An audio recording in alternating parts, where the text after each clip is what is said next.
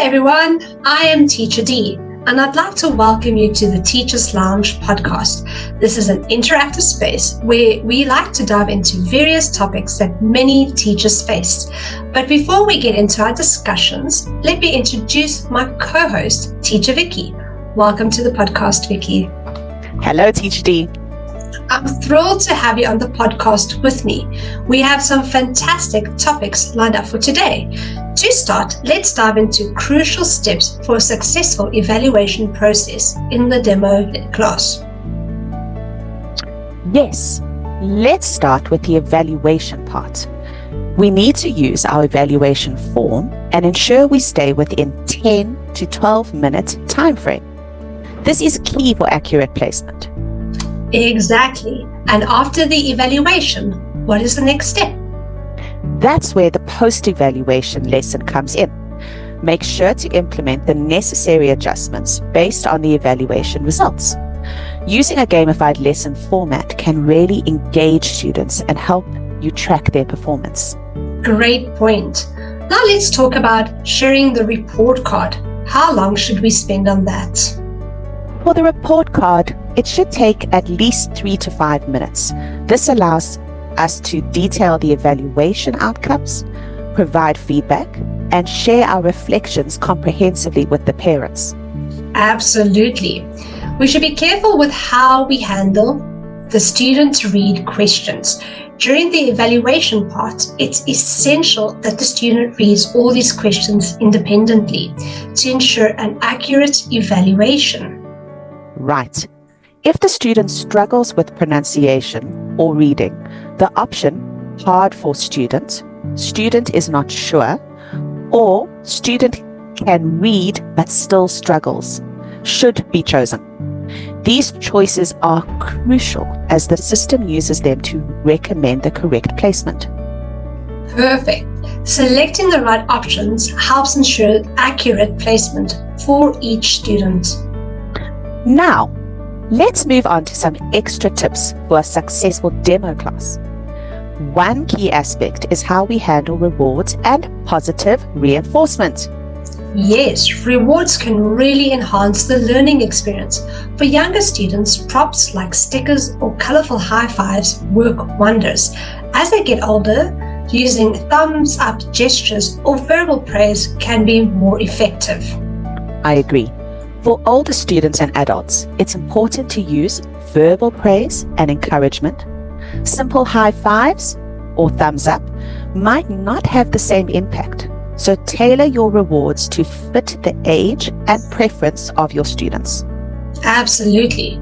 To give a clear example, let's do a quick demo on how to give rewards. I'll start with the younger student scenario. Great job on that answer. Here is a smiley face for your hard work. You're doing fantastic. Well done. You nailed that concept. Here's a high five for your effort. Keep up the great work. And for an older student, it might sound like this. Excellent job on that challenge. You're really improving. Keep it up, and I'm here to support you all the way. And for an adult student, you might say, great progress today. I appreciate your effort and dedication. Keep up the excellent work. Those are fantastic examples, Vicki. Tailoring our approach to each student's age and preferences helps to keep them motivated and engaged. That's right, Dee. Have you ever faced the challenge of a student arriving late for a demo class? It can disrupt the flow of the lesson, especially when you're using gamified content.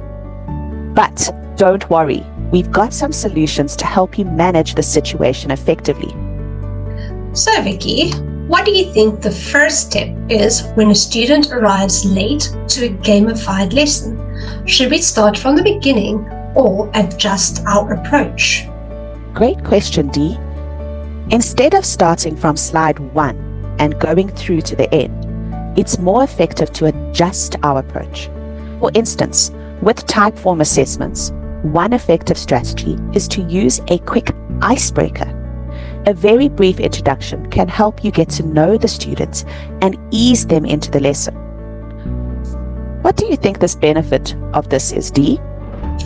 Well, a quick icebreaker helps set a positive tone and makes a latecomer feel welcome. But when it comes to the evaluation questions, should we spend a lot of time on interaction? Or is there a better way to handle this? That's a good point. Instead of focusing too much on interaction during the evaluation, we should concentrate on getting the results. The encouragement and rewards can be saved for the gamified slides. How would you handle difficult questions during the evaluation, Dee? If the questions are hard for the students, it's best to be decisive. Choose hard for student and move on quickly, ensuring we maintain the lesson's momentum. After we have the placement result, the gamified lesson itself is next. What I would like to mention is that the gamified activities were designed to start off easier and become more difficult. So generally, start with the first activity, and depending on their level, if they cannot do the second or third game because it's too difficult for them, I would basically stay around the activities of the same level of difficulty because the student can understand and participate well. The parents can see that the child is learning and interacting, which is the purpose of online learning. Basically, we want to sell this to the parents. Absolutely, I agree with you. Sometimes if an activity is too difficult, then I would move to a more suitable one. I wouldn't want to cause my beloved students any emotional distress. Besides choosing the more suitable activity, what key features should we highlight to maximize excitement and engagement? Highlighting key features such as animations, pictures, and rewards can really boost excitement and engagement. These elements make the learning experience more enjoyable and effective. In summary, handling late students in gamified lessons requires a flexible approach. Using quick icebreakers, decisive evaluations, engaging games, personalized attention, and highlighting key features. Moving forward, let's explore how to prepare for a successful demo class and classes in general. Vicki, could you share your tips for setting up for success from the start? Absolutely. To ensure a smooth demo class, the first thing we need to consider is the equipment. Using the best equipment available really sets the stage for a professional presentation. Great point. What's next on the list? Proper lighting is crucial. Make sure your space is well lit so that you're clearly visible to all your students, which helps create a more engaging environment. And what about audio? Audio quality is essential. Invest in a good microphone and headphones to ensure clear communication. This helps avoid any misunderstandings and keeps the class running smoothly. And let's not forget about connectivity. Exactly. Strong Wi-Fi is a must to prevent any interruptions during your class. A stable connection keeps everything running seamlessly. What if there's a power failure? Good question, Dee. Have backups ready for power failures, such as a UPS, uninterruptible power supply, or portable chargers. This way, you can avoid any sudden disruptions. Right. A good camera is also important. Ensure that you have a high quality camera to provide a clear view of yourself and any materials you're using. This enhances the overall experience for your students. And lastly, what advice do you have for our seasoned teachers? For seasoned teachers, I recommend always being prepared and testing all your equipment beforehand. Regular checks on your setup to ensure everything is in top condition so you're ready for any class. Great tips, Vicki. Setting up properly can make all the difference in delivering a successful and engaging class. That is wonderful. Thank you so much. I've really enjoyed talking to you about that. It is absolutely my pleasure. And thank you for your point of view as well. I really did find it interesting. Thank you so much. Thank you, Teacher Dee. Following up, let's dive into some common challenges you might face in your class and share some tips to help you handle them with confidence. Let's start with maintaining a positive mindset. This can really set the tone for your entire class. Totally agree. I remember a time when I had a student, Alex, who was struggling with the material and seemed really frustrated. I was feeling pretty stressed myself, but then I decided to focus on staying upbeat and positive. It made a huge difference in how Alex responded. That's a great story, Vicki. When you keep things positive, it helps create a more engaging environment. A few things that helps me stay positive when starting each lesson with a friendly greeting and celebrating small wins. It's amazing how a little encouragement can boost a student's mood and engagement. Great tips, Dee. Moving on to our next point. What do you do if a student is unhappy or just doesn't seem interested in learning? That is a tricky one. I had a student, Maria, who was really down during our lessons. We talked and discovered she was feeling overwhelmed by the material. While it is important to have all these conversations with our students, it's also crucial for us as teachers to assess their abilities through various retention check activities. If we found the materials is indeed too difficult, we need to be proactive in adjusting the lesson pace and content. After identifying that Maria was struggling, I adjusted our lessons to include more interactive elements and tailored the difficulty to her level.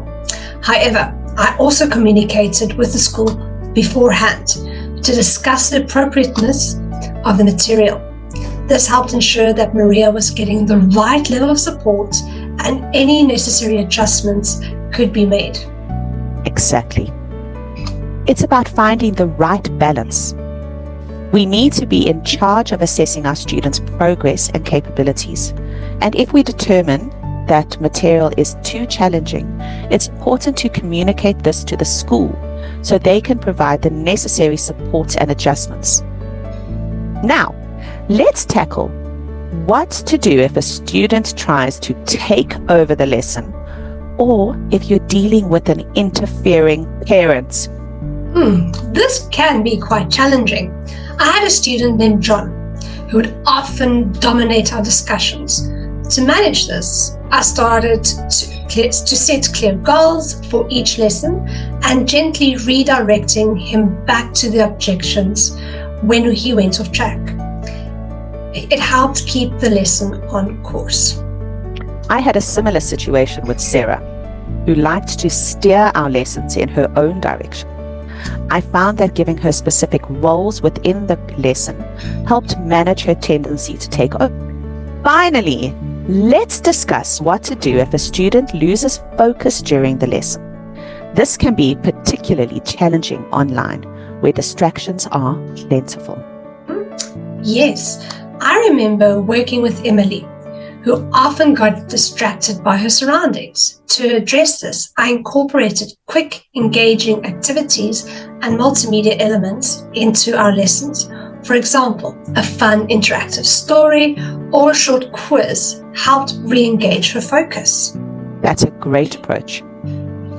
To sum up, maintaining a positive mindset, addressing students' unhappiness, managing classroom dynamics, and keeping students focused are crucial for a successful one-on-one online class.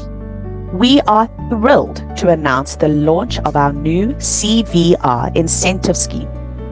This innovative program is designed to boost your conversion rates while recognizing and rewarding our dedicated teachers.